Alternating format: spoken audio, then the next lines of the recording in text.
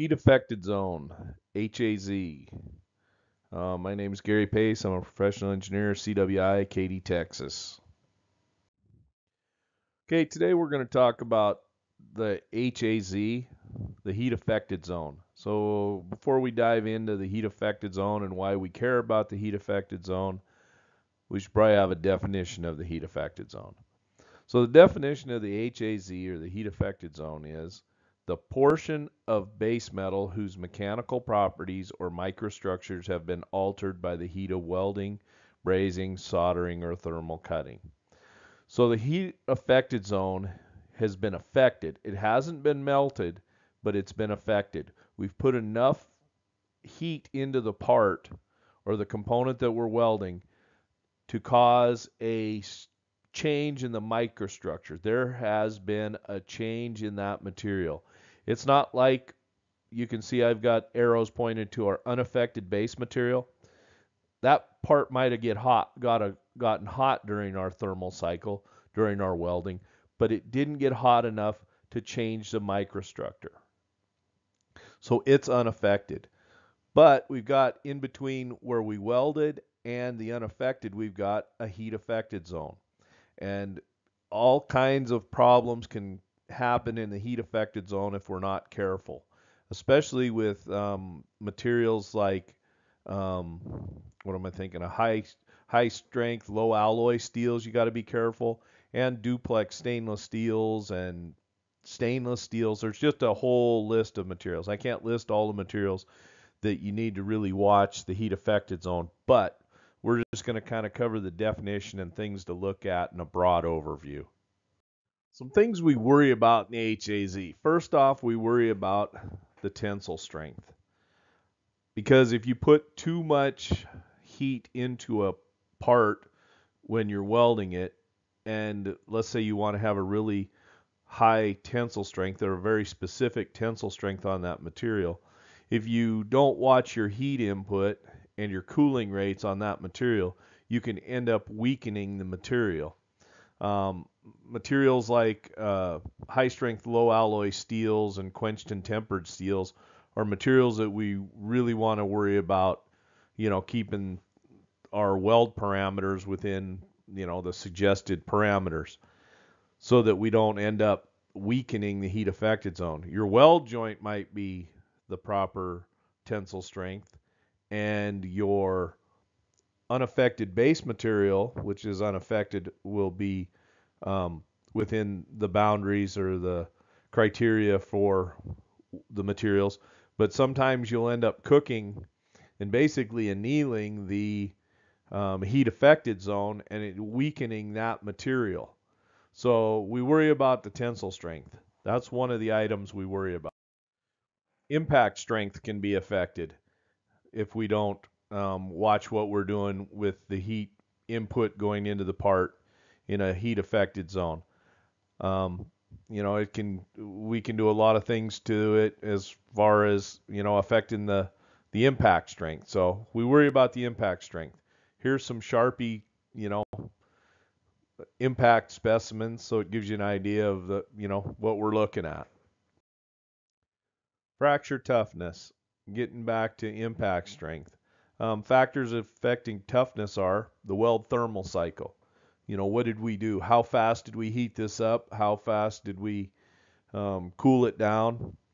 There's a lot, like I said, there's a lot of different materials out there, and you might not be worried about the toughness, fracture toughness in all materials, but generally in steels, you can, if there's a requirement for toughness in the HAZ, these are factors that can affect it.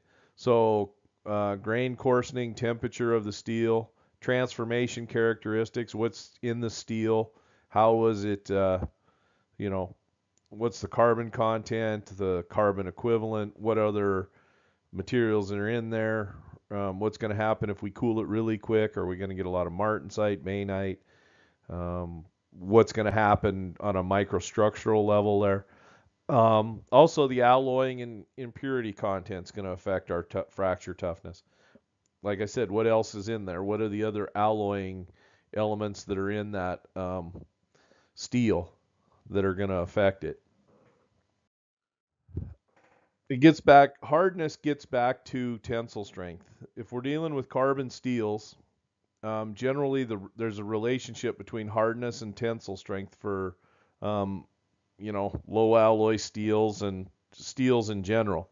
So, we got to watch it. We're worried about the hardness. You get too high of a hardness and, it'll be too strong and you could have issues. Or if you cook it too long and you anneal the material and you have a really soft material, then you're going to have, issues there. So you end up weakening the material. HAZ hardness. The hardness is a measure of the tensile strength and the degree of embrittlement.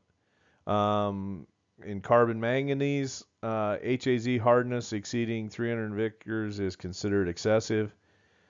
I don't like that. Okay, we got a definition here for sensitization. Sensitization refers to precipitation of carbides at grain boundaries in a stainless steel or alloy, causing the alloy to be susceptible to intergranular corrosion. So a lot of times where you'll see this is in austenitic stainless steels, your 304s and materials like that. If you heat the material up and you have it between, I think, 5 and 800 degrees for a significant period of time, there's carbon that's in that material, and the carbon will tie up the chrome and it'll go to the grain boundaries. So a lot of times you can just have a weld just drop out, just fall out of it'll be in some caustic material. I don't know, caustic's the word. Corrosive material, I guess would be a better word. In a corrosive material, and it just chew through that sensitized material, because the chromium, which would be the corrosion resistant component of the austenitic stainless steel, is now tied up and it's in a carbide form. These carbides, if you look at it underneath a microscope, if you look at the microstructure, they look kind of like little chocolate chips. They're just this little clump of carbon and chromium, and it's robbed the surrounding area of any corrosion resistance. So this is why we worry about the heat affected zone and our heat inputs when we're welding with stainless steels. And that's like a lot of times you'll see like a 308L or a 309L or a 316L. It's because you're taking the carbon out of the equation, so you don't have enough carbon to worry about sensitizing. So anyways, austenitic stainless steels may become sensitized if they are heat treated or used at temperatures in the range of 5 to 800 degrees C. The heat affected zones of welds may also be sensitized in some circumstances. As I've said, a lot of times you can have a situation where you're in a corrosive environment and the sensitization process has grabbed all the carbon or all the chromium and tied it up with carbon in your heat affected zone. So you didn't cool it quick enough. So anyways, that can be an issue with austenitic stainless steels. This is one of the things we worry about in the heat affected zone with stainless steels. So here's a cross section of a weld, the HAZ and the unaffected base material. A lot of times you'll have a situation where a customer or a client, or there'll be some kind of regulatory issue where they want a situation like this, where they want a whole bunch of micro hardness tests done on the material, or some kind of microstructural testing, or there's a myriad of different things that they could want done to this. So you can see all those little red dots. So those little red dots would indicate places where they did testing of some sort, so that you could go across and, if it was hardness testing, they could check and see that the hardness testing came out and the material was relatively homogeneous. Obviously, there's going to be some differences and there'll be some boundaries that you can work within, but it'll tell you if your heat treatment was right. maybe your weld procedures being run correctly or incorrectly or whatever. But anyways, this just kind of gives you a rough idea of sometimes when you do testing on the heat affected zone and the weld metal, they'll have some kind of pattern. It could look like this or it could be something totally different. But it just gives you an idea that sometimes a client or customer, especially in subsea, we used to see this all the time. Gulf of Mexico, somebody would want you know, testing done to make sure that um, a higher carbon material had, the properties that they were looking for, and there wasn't going to be some kind of issue later on with cracking or whatever. Or the fact that, maybe you heat treated the part and you didn't turn the heat affected zone into mush or whatever. So, carbon equivalent, CE. Here's a term you might run across. Carbon equivalent, CE, is an empirical value in weight percent relating to the combined effects of different alloying elements used in making of carbon steels to an equivalent amount of carbon. This value can be calculated using a mathematical equation. There's a couple of different forms of this equation, the carbon equivalent number. It gets you in the ball game. I had a coworker years ago tell me I was using the wrong one, so I used his number and it was in the same ball game. So just depends on how crazy you want to get with it. And I'm sure there's a metallurgist out there that'll tell you that, this equation is the good one and the other one isn't. But to me as a welding engineer, gets me in the ball game. Okay, this tells me that I got to preheat this stuff or don't I? Then it tells you, yeah, okay, this stuff's got a carbon equivalent of about 0.65. Well, I should probably throw some preheat on it before I attempt to weld it. Or the carbon equivalent comes back and it's low enough that you can make a weld without any significant amounts of preheat or post-weld heat treat. So that's what a carbon equivalent tells you. Just it gets you in the ball game. Steel hardenability can be correlated with the carbon equivalent. Steels below about 0.45 are readily weldable with appropriate procedures. Preheat and weld input should be selected to give cooling rates that produce acceptable hardnesses, and the carbon equivalent greater than 0.45 indicates a need for caution. So here's a standard formula. Gets you in the ball game and tells you what you need as far as how much preheat, post-weld heat treat, what you need to do with your weld procedures, and like it says here, if you got less than about 0.45, it's readily weldable. You can weld it and not have too many issues with cracking or whatever. But anything above a 0.45, you're getting into the deeper end of the pool, and you probably want to proceed with a little bit of caution, do your homework, make sure that you're following the weld procedures, read a little bit, dig into a couple of books and see what you need to do. So, and this, it gets back to the HAZ hardness, because we don't know what's going to happen in that HAZ if we don't know the material we're welding. The effects of welding variables. Heat input is the biggie. I'm not going to read this slide, but heat input is the big one in regards to what happens in your heat affected zone.